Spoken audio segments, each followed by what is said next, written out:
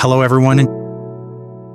A lot of people ask, as we hit middle age, our stamina drops and our reflexes slow down, so why not go for a jog, take up swimming, or practice Tai Chi? Why on earth choose Wing Chun, which looks like it's all about sticky hands, Chi Sao, and sparring? The answer is actually quite simple, because the underlying logic of Wing Chun perfectly aligns with the economics of middle age. Wing Chun emphasizes concepts like protecting and using the center line, shoujong yongjong, facing the opponent and chasing the profile, or chao mian jui xing, and never clashing head-on with an opponent's raw strength. It is a martial art designed to use weakness to defeat strength and small to overcome big. As middle-aged adults, we've seen enough of life to know we can't compete with 20-something kids on speed or brute force anymore. What we are looking for is efficiency, using the absolute minimum amount of physical energy to achieve the maximum defensive result. That sounds flawless, right? But while the ideal is beautiful, reality can be harsh. The moment you actually put on your training uniform, stand in front of the wooden dummy, or start learning Sio Nim Tao, the little idea form, with your instructor, your midlife bones, muscles, and brain will immediately form an alliance to protest. So today, let's talk directly about the core pain points middle-aged practitioners face when learning Wing Chun. 1. Physical stiffness and the inability to let go of control. For middle-aged adults, chronic desk work over 1 or 2 decades usually leaves the neck and shoulders permanently stiff. When an instructor tells you to relax your shoulders, you genuinely think you have. But in reality, your trapezius muscles are still tightly shrugged. A middle-aged body is conditioned to maintain balance through resistance. The second an opponent's bridge hand, Q Sao, makes contact with yours, your instinct isn't to yield or redirect the force. It's a primal knee-jerk reaction to tense up your muscles and shove back. Then there is the psychological side. In society and at work, middle-aged people are usually the ones expected to stay in control. We are addicted to managing variables. Yet in Wing Chun's Chi Sao, the sticky hand sensitivity training, the ultimate concept is sacrificing oneself to follow the opponent. You have to feel the opponent's force and dissolve it by flowing with it. This requires a massive amount of letting go. When your mind tries too hard to get it right, your brain tenses up. The more your brain tenses, the stiffer your muscles become. As a result, you end up utterly exhausted. Your arms ache like crazy, and your instructor just shakes their head telling you that you aren't relaxed at all. This kind of frustration is a tough psychological hurdle for an adult to clear. 2. The tug of war between time, energy, and a low social cost lifestyle. Young people can head to the martial arts school after work, hang out for hours, goof around with their training brothers, and go out for late-night drinks. The gym becomes their social hub.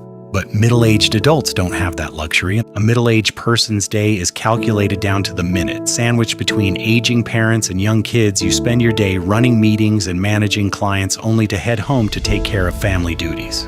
The time you manage to carve out for the gym is highly fragmented, maybe once or twice a week for an hour and a half each time. Under these circumstances, your progress will feel incredibly slow.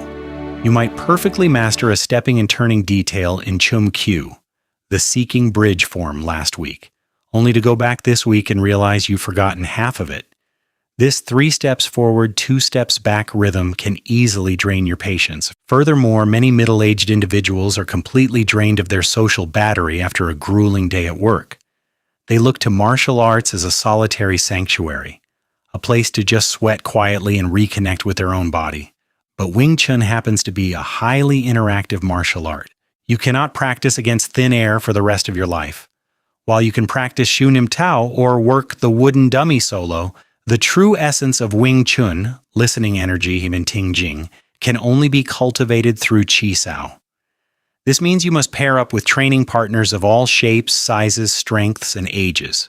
When you get paired with a hot-blooded 20-year-old kid who doesn't know how to pull his punches and just rams into you with stiff force, your mental exhaustion doubles. It completely clashes with the original goal of having a low social cost, quiet, introspective hobby. Finding the right boundary and rhythm with your training partners is a silent headache for many mature practitioners. 3. Low injury tolerance and the reality of recovery. The final point is the most practical and painful of all. We simply cannot afford to get injured. A 20-year-old kid twists an ankle or gets a massive bruise on his forearm, goes to sleep, and bounces back the next morning. If a middle-aged adult strains a joint or tears a muscle, it could take 1 or 2 months to recover, directly disrupting their professional life during the day. Imagine waking up the morning after an incredibly passionate, intense sparring session where you felt like a kung fu master. You have to present a high-stakes pitch to a client, but when you try to lift your arm, your shoulder is so sore you can barely raise it, and your hand is visibly shaking as you try to write with your pen. An older practitioner must walk an incredibly fine line between building martial proficiency and maintaining daytime social functionality. We can't play reckless games. We have to preserve our bodies to pay the mortgage and feed the family. This reality often leaves us feeling hesitant and overly cautious during practice. The shift: turning pain points into turning points. Does this mean middle-aged people shouldn't practice Wing Chun? Absolutely not. Precisely because we face these challenges, the rewards are so much deeper when we finally break through. If you are a mature practitioner on this journey, here are 3 pieces of advice. First, accept the slowness and treat training as a form of cultivation. Young people train asking, "When can I win a fight?" Middle-aged people should train asking, "Am I more aware of my body today than I was yesterday?" If you can only make it to class once a week, can you quietly practice your Yeezy Kim Young Ma, the character 2 adductor stance, while brushing your teeth or waiting for the elevator? Integrating Wing Chun into your daily life without rushing. That is mature wisdom. Second, win with structure, not with muscle. Never try to match a young person's speed or explosive power. The beauty of Wing Chun lies in its geometry. The moment you realize you don't need a single pound of muscle energy but can instead redirect a massive man's push entirely offline just by subtly adjusting the angle of a correct bong sao, wing arm, that joy is unparalleled. That is structural force, and it is the ultimate equalizer for the mature martial artist. Third, find the right tribe within your school. Seek out training partners who are close to your age, mature, and respectful. Great Chi Sao shouldn't feel like a street fight. It should feel like a beautifully synchronized partner dance where you feed each other energy, challenge each other's structures, and fix mistakes together.